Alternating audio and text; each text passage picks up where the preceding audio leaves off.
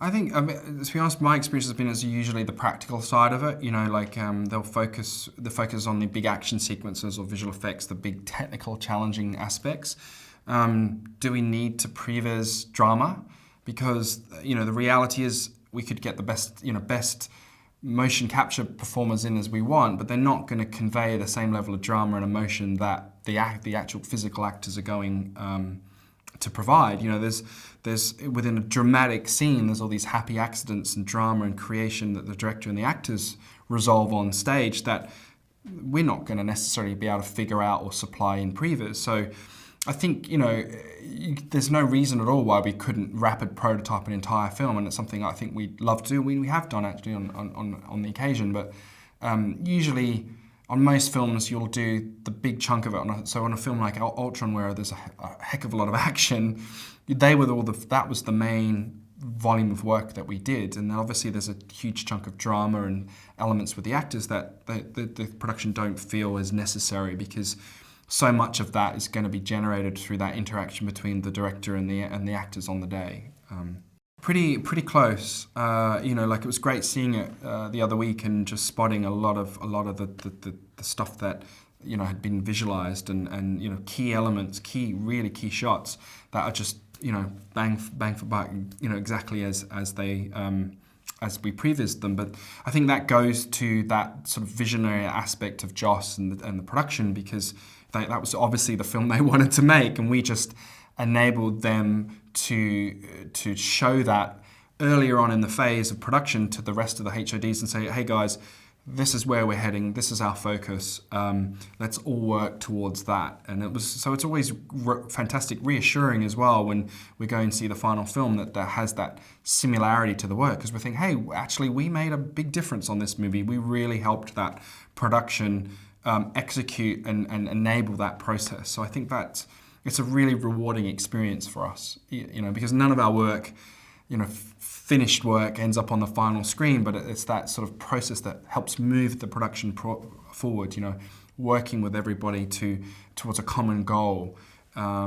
It's really exciting, it's really rewarding. It is different with every director. I mean, there's a great line I remember Kubrick saying about, if I knew what the film was going to be when I started, I would never have bothered to make it, because it was that process of making the film and exploring it that was the rewarding experience for him. I'm still a perfectionist. There's an awful lot of talent that went into it as well, but I thought that was that exploration, that journey, I think was a really exciting aspect of his filmmaking process.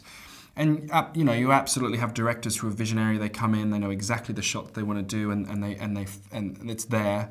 And then you have others that that want to explore. They want to try to draw out the best they can in any given scene and moment. How do we make the best action scene? And then even the most creative directors in the world don't necessarily have all the answers. And I think creating an environment where they can feel free to explore and the team can bounce off. Film is a collaborative medium. At the end of the day, it's about an audience sitting in front watching something, right? So whether you do it at that early stage or at the end, people are always going to be critical of whatever you're showing them. So, if you've got more ideas in the room and people are lending their expertise and support of that process, that can only enhance it, right? I mean, that's the general idea. But we've certainly had projects where I've sat down with the director and they've said, I've got this really great idea, but I just can't visualize this. And it's just a thought process. It's a feeling. Sometimes it's not even, they haven't really come up with tangible shots about how that would work. And it was an actual project we did, and it was one of the most rewarding experiences we had, because within a week we'd visualized that. Something they couldn't quite, if you sat them down with a storyboard artist and said, okay, show us some shots, they just, it's hard to explain. It's a feeling, it was an energy about that sequence that they wanted more than it was about specific shots. So to be able to turn that around so quickly and show them that working was an incredibly exciting part of that process, and just enable them to buy into the previs process even more so. And the key thing as well on our shows is having a supervisor that has a really good relationship with the director. I mean, it's essential. Having that trust is so important. Because some directors will just confide. On this film and other films, we had situations where the director just said, "Just show me stuff. Okay, you've got my sensibility. We've been working now for a while, or we've done shows before. I've got to go off and do this. I need you to help me with this. Show me some shots. I'll select a few, and we'll take it from there." And that happens a lot. That's to see the energy that goes through the Previs team when that happens. I remember going out actually on Ultron and said, "What's everyone up to?" And they were just creating this sequence, because Joss had given them that liberty and that he wanted to see and explore that process with them. So it was really, and there's shots in the film, that I know a lot of those guys contributed to. So that's a really engaging and exciting part of the process, as opposed to just visualizing something as a storyboard and very clinical process. It's got to have that exploration, that creativity, that energy. It's definitely true of, you find it a lot particularly with first-time directors or directors who are new to that studio system. And I think they get that pressure, that it's really at the studio's behest that they've said, no, we want to see your vision. We want to see some Previs just to give us a comfort zone, if you like, which I remember speaking to a director about this, and I said, well, you are taking $150 million of someone else's money. Fair enough, you've got an amazing vision and it's probably going to be an amazing film, but there's got to be some security, there's got to be some insurance there that needs to go through. But you could be someone who rejects that and works against that. And I've certainly seen it where that's to the detriment of the production first, the film, and to the director. It doesn't, rather than, and every situation is different, I know, but, rather than sort of embracing it as a process, I think. And, I'm always key to allow them to have a sort of comfort zone with us, that they can come and work with the team, feel like they can explore. There's no pressure from us. We're not going to just take something and show the producer on the side. It's a trust aspect to it that goes into it as well. So, yes, there is sometimes that pressure. Other times, just because of the production, the nature of the production, the speed at which things are happening, they need to help figure things out quickly. But you're right. I've seen it grow over the last few years. Not just the amount of projects that are asking for Previs, but the volume of Previs they're asking for in each show. A lot of it is just answering the call to show the audience something they've never seen before. And I think people the producers are starting to understand this is a process to help them do that. I hope they don't do that, because I think that would be an awful scenario, because that would be sort of discounting the amount that a director brings to that as a process. I would hope we see a day soon where a studio asks to prototype a film and looks at it and just decides whether they're going to make it or not, or what the cost implications are, and allow themselves to make changes. It'll be really interesting as a process to see how well that works and how much money is saved or not doing it. I'm sure, in my mind, I think it would be an incredibly great process to do that and test screen a film before you've even shot a single frame. I think that's an exciting prospect, and it's possible. There's no reason why we couldn't go out and do that tomorrow. And maybe as the challenges increase, that the studios want to have some more guarantees that film's success. Testing a film before they've finished the script, or before they've shot a single frame, it becomes a really good part of the process. I hope it does. It'd be great for us if it did, but we'll see. There's definitely that there. I think most people are wiser to it now. They've seen stuff, and they can suspend disbelief enough to know that it's not the final thing. And certainly we've definitely had projects where it's raised questions that wouldn't otherwise be raised, but actually, in the long run, that's kind of benefited the production anyway. At the end of the day, if an executive producer who's bringing in the money is expecting a certain thing at the end, and they get to the very end and it hasn't matched, and they don't meet their budget, it's over budget, or it doesn't meet its audience expectations, all those things, that doesn't help the process, does it really? It certainly doesn't help the director's career. So I think there's a danger there, obviously, but I think what tends to happen is you'll sit down with the director or producer, whomever is coming in to see us, and sometimes they're quite vocal with that and say, listen, you know what, we don't need that level of finish. Let's just do it perhaps black and white, because then the director's not focused on colors and all these other aspects and lighting and stuff like that. We're just interested in composition. It really depends on the people that are working on the project, but by and large, everyone gets it. Everyone can see that, you know, this is a means to an end. But you know, if an executive producer looked at a piece of Previs and said, how come their costume's red and not green?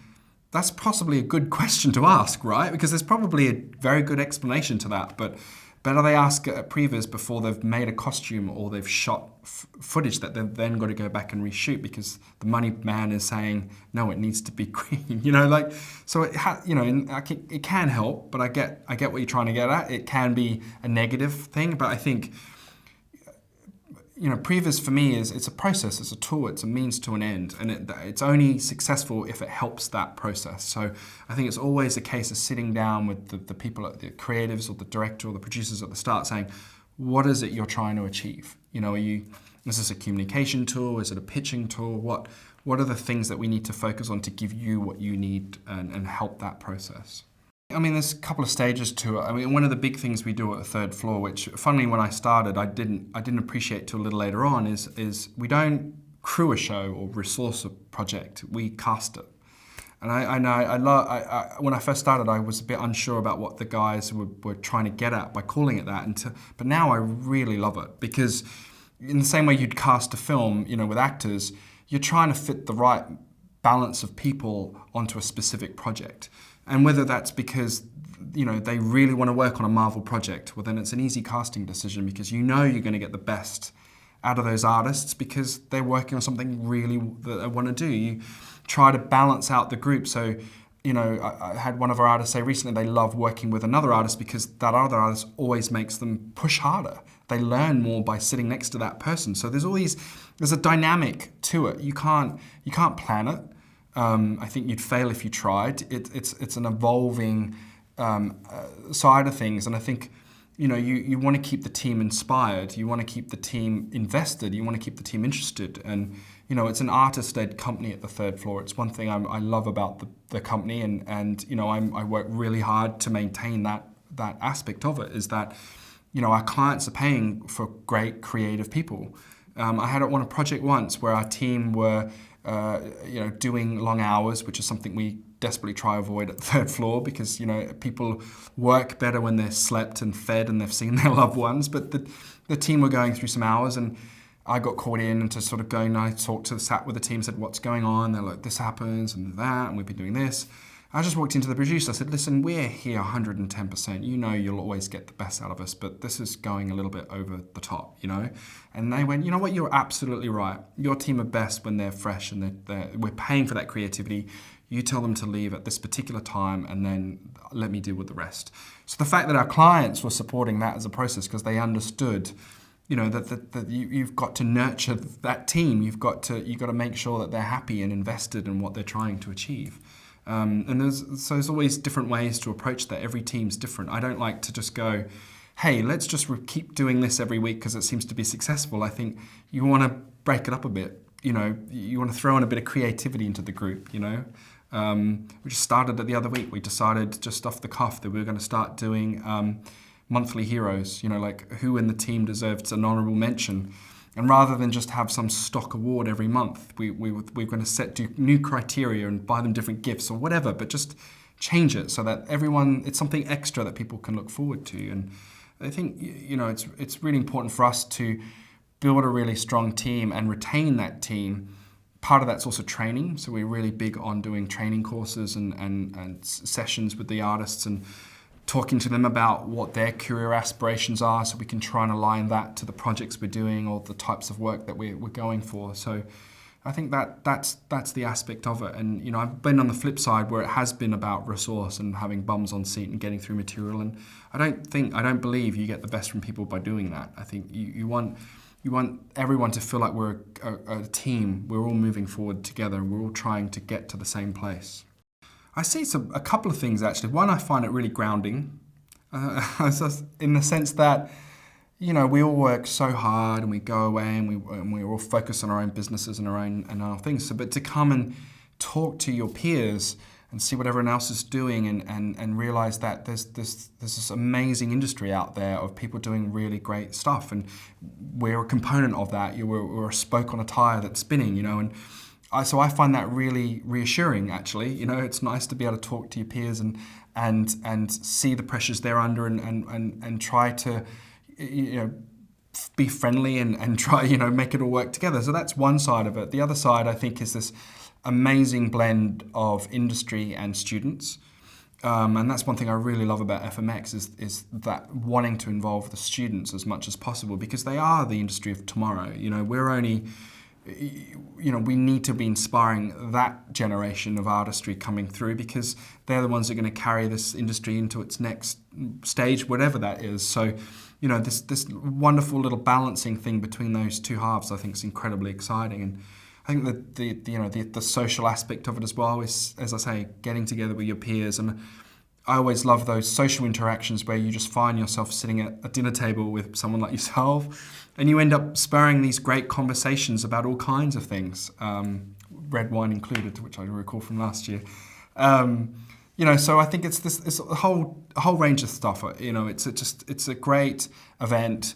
It's a great event to bring everyone together to celebrate our industry and to propel it into its next stage. This year's been great. I mean, so far I just feel with VR and things like that, which is something I'm desperately interested in as well, is there's such a great excitement and energy about it, that there's the dawn of a whole new medium about to unleash. And how we apply those skills and experiences that we've had in the film world and games world into this new medium, I think is just, and it's going to be fascinating to watch over the next few years, to come together again every year to see who's learned what. And, someone said on a panel today, none of us are experts. It's all very well myself, running a Previs company and having worked years in the film industry, but it could be some student in the audience who's going to define what the next level of VR interaction is going to be, because we're all learning it. We're all trying to experience and figure this new thing out. So I think that's a really exciting thing right now.